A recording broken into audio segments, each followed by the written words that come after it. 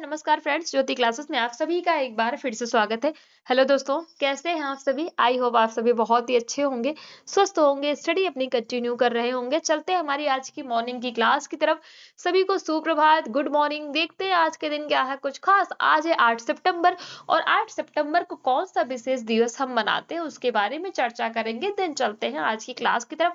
But उससे भी पहले चैनल पर फर्स्ट टाइम विजिट किए हैं, चैनल को लाइक शेयर सब्सक्राइब करें, अपना फीडबैक हमें प्रोवाइड करें और इस क्लास को हमारे जितने भी लर्नर्स हैं उन सभी के पास शेयर करें ताकि वो भी हमारे साथ जुड़ के अपनी स्टडी कंटिन्यू कर सके। क्यों? क्योंकि आप सभी जानते हैं इस चैनल के माध्यम से आपको होम साइंस की कंप्लीट प्रिपरेशन कराई जाती है, जिसमें हम बहुत ही डिटेल में पढ़ते हैं और साथ ही साथ क्वेश्चन आंसर्स की प्रैक्टिस करते हैं। आज की क्लास में भी हम फूड एंड न्यूट्रिशन साइंस से क्वेश्चन आंसर्स की प्रैक्टिस करेंगे। आपको स्क्रीन पर भी दिख रहा होगा, जिसमें हमारा टॉपिक क्या है, सुपोषण एवं कुपोषण। इसके बारे में हम चर्चा करेंगे। इसको हमने पढ़ लिया है और इसी से रिलेटेड हम क्वेश्चन आंसर्स की प्रैक्टिस करने वाले हैं। तो प्लीज चैनल को सब्सक्राइब कर लीजिए इसी तरह से इंटरेस्टिंग क्लासेस पाने के लिए।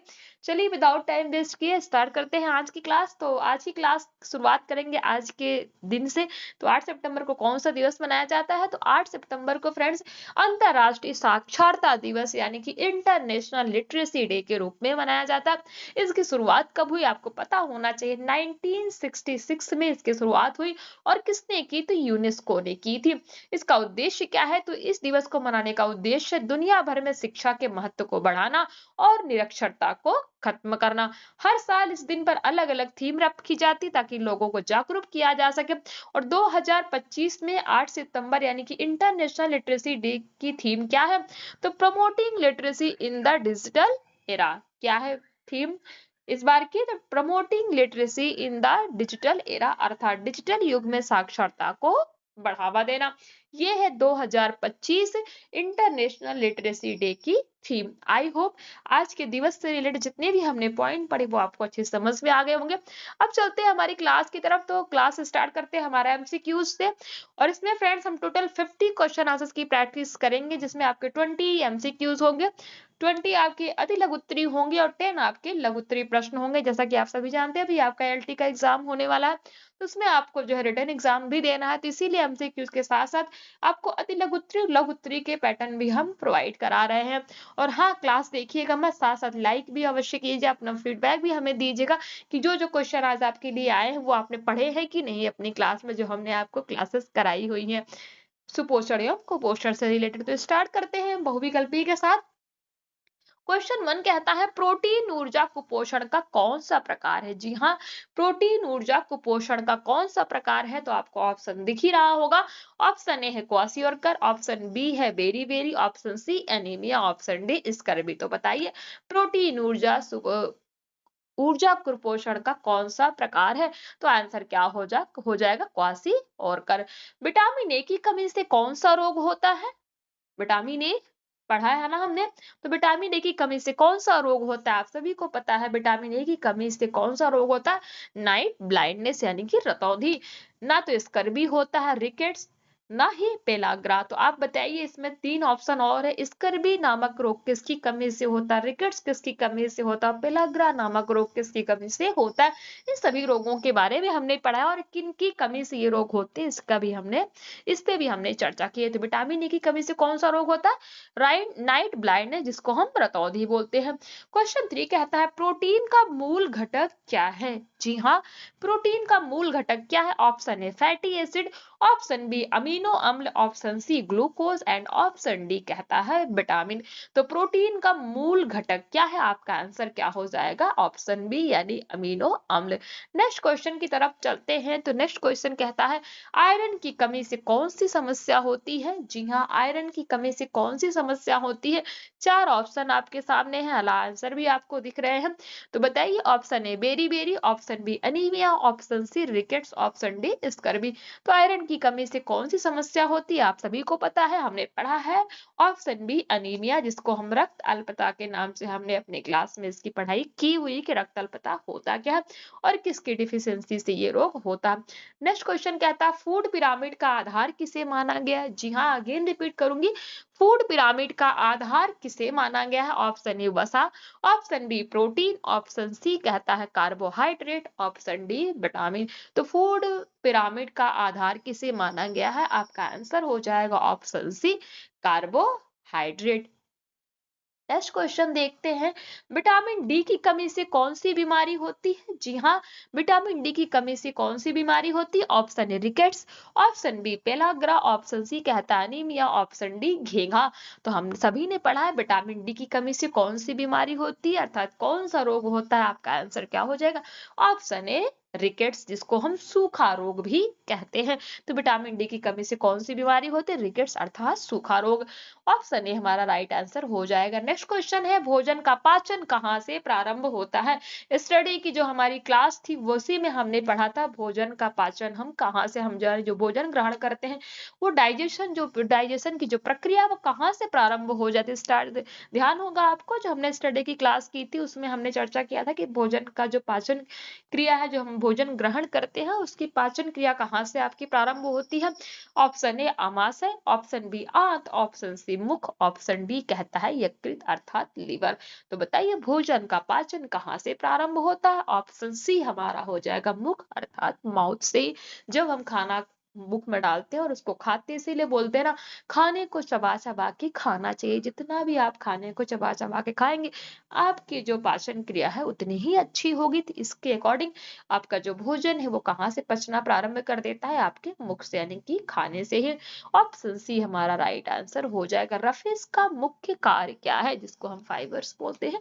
रफेज का मुख्य कार्य क्या है? ऑप्शन ए ऊर्जा देना, ऑप्शन बी कहता रोग प्रतिरोधकता बढ़ाना, ऑप्शन सी मल त्याग में सहायक, ऑप्शन डी प्रोटीन बनाना। तो बताइए रफेज का मुख्य कार्य क्या है?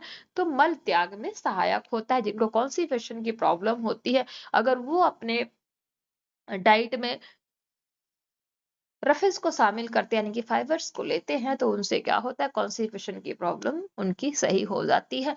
तो जो है रफेज का मुख्य कार्य क्या है? मल त्याग में सहायक, ऑप्शन सी हमारा राइट आंसर हो जाएगा। नेक्स्ट क्वेश्चन है, गर्भवती महिला को विशेष रूप से किस पोषक तत्व की आवश्यकता होती है? जी हाँ, जो गर्भवती महिला होती है उनको विशेष रूप से किस पोषक तत्व की आवश्यकता होती है? वैसे तो सभी पोषक तत्वों को उनकी आवश्यकता होती है, बट मोस्ट इंपॉर्टेंट पोषक तत्व कौन सा है? ऑप्शन है आयरन व folic acid, option B sodium, option C chlorine, option D zinc. तो गर्भवती महिला को विशेष रूप से जो है आयरन व फोलिक एसिड की आवश्यकता होती। आपने देखा होगा जो भी हमारी बहनें होंगी, जो मतलब माँ होंगी, उन सभी को पता है, और अपने आसपास भी आपने देखा होगा कि जब माताएं बहनें क्या होती है, प्रेग्नेंट होती है, जब हॉस्पिटल में वो जाती है अपनी जांच कराने के लिए, तो उस समय डॉक्टर उनको क्या कहते हैं कि अपने डाइट में जितना हो सके आयरन एवं फोलिक एसिड की मात्रा बढ़ाइए, और साथ साथ उनको आयरन एवं फोलिक एसिड की टैबलेट भी दी जाती है, जिससे कि बच्चे को आयरन एवं फोलिक एसिड की कमी ना हो। तो गर्भवती महिला को विशेष रूप से आयरन व फोलिक एसिड की कमी आवश्यकता होती है, कमी नहीं, बाय मिस्टेक मैंने बोल दिया। नेक्स्ट क्वेश्चन है, आयोडीन की कमी से कौन सा रोग होता है? बहुत बार हमने पढ़ा है आयोडीन की कमी से कौन सा रोग होता है। ऑप्शन ए घेंगा, ऑप्शन बी कहता है मधुमेह जिसको हम शुगर बोलते हैं, ऑप्शन सी पीलिया, ऑप्शन डी स्कर्वी। आप सभी जानते हैं आयोडीन की कमी से कौन सा रोग होता है, तो आंसर क्या हो जाएगा? घेंगा। नेक्स्ट क्वेश्चन है, ऊर्जा मापने की इकाई क्या है, यानी कि कैलोरी को हम कैसे मेजर करते हैं? Option A kilogram, option B कहता है joule, option C calorie, option D watt. तो बताइए ऊर्जा मापने की इकाई क्या है? कैलोरी आपका राइट आंसर हो जाएगा।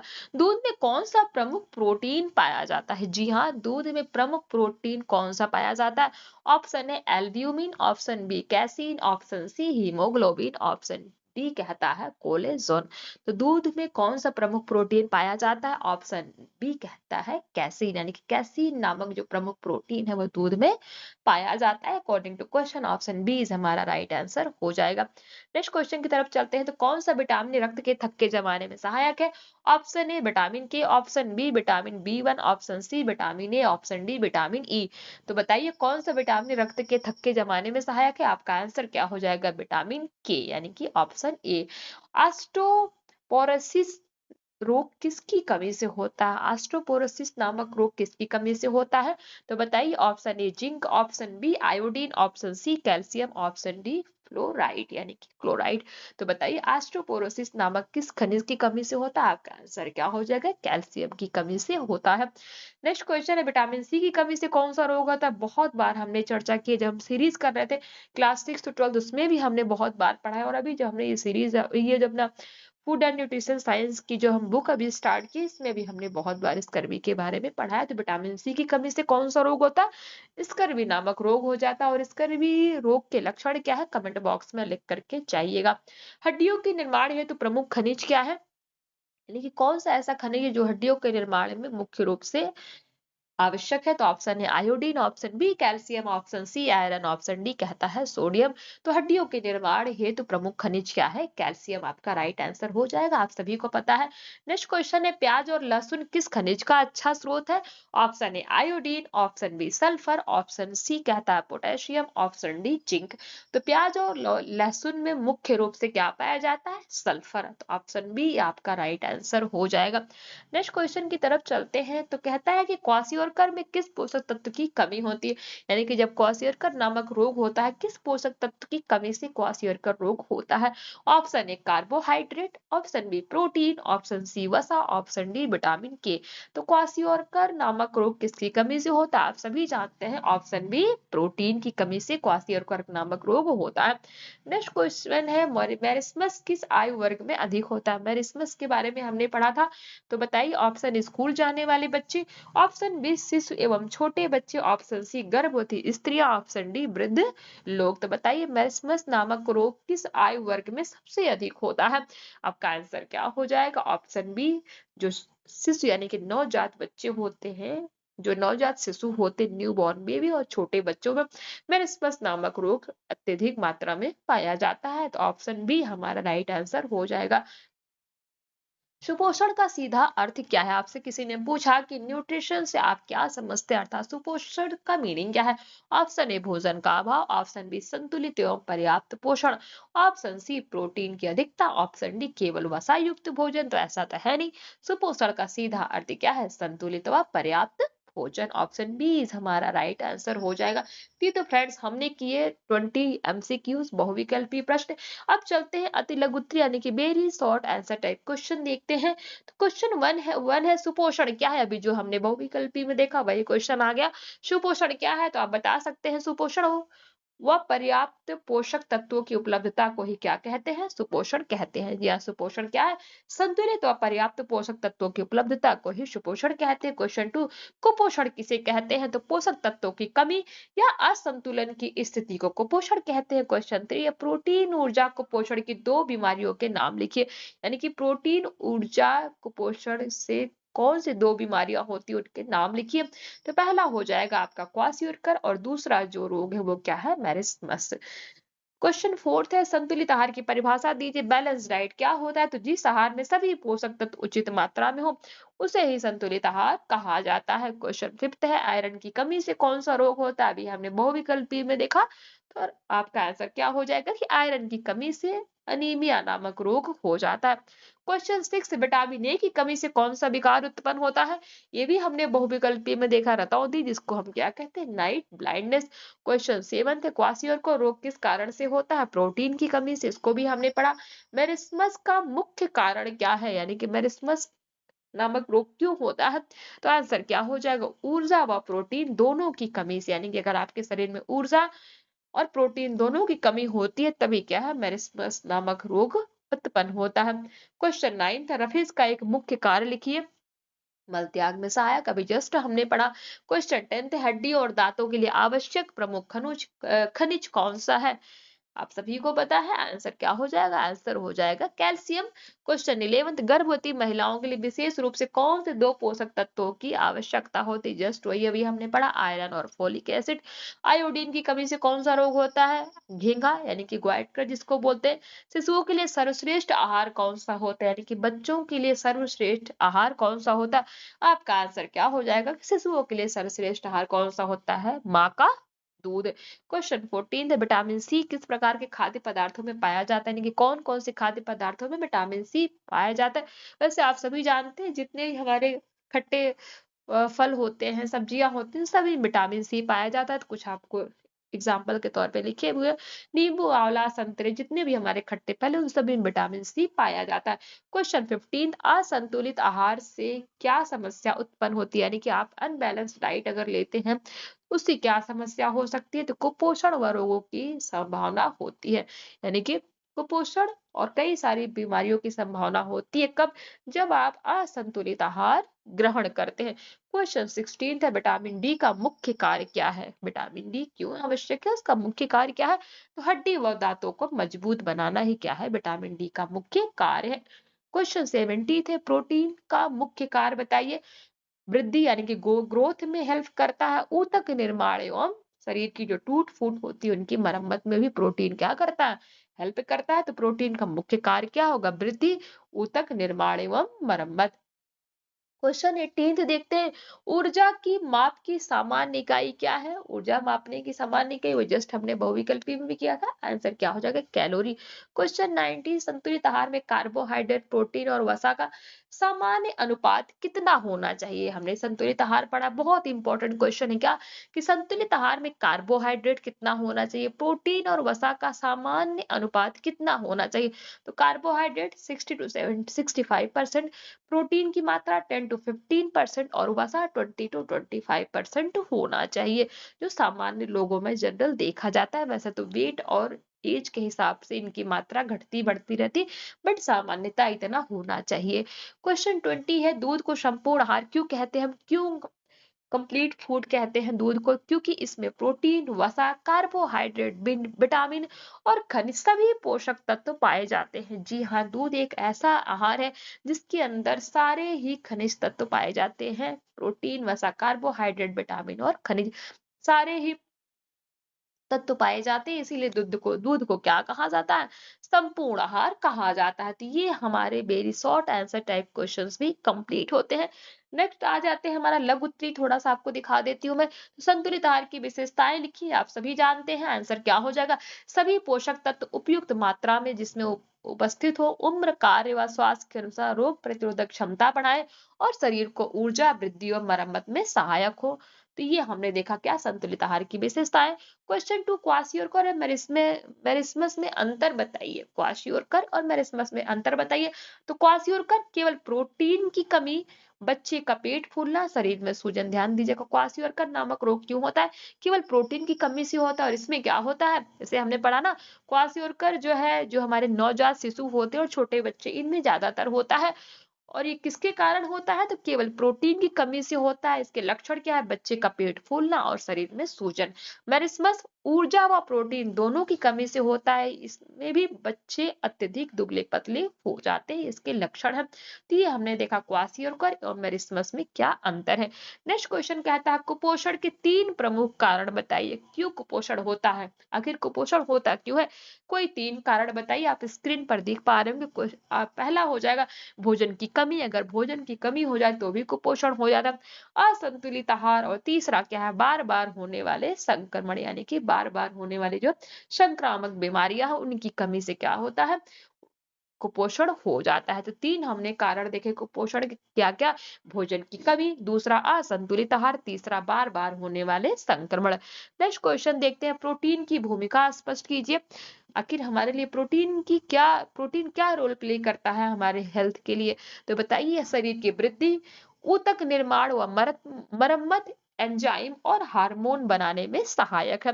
क्वेश्चन देखते हैं, नेक्स्ट कहता है, फूड पिरामिड का महत्व बताइए। तो आंसर क्या हो जाएगा?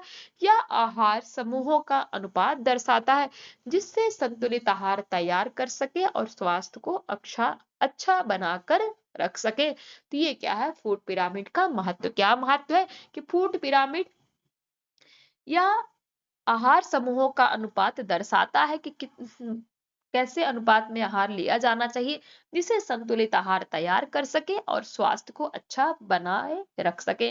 नेक्स्ट क्वेश्चन है, विटामिन ए और डी की कमी से होने वाले रोगों के नाम लिखिए। विटामिन ए और डी दोनों की कमी से होने वाले रोगों के नाम।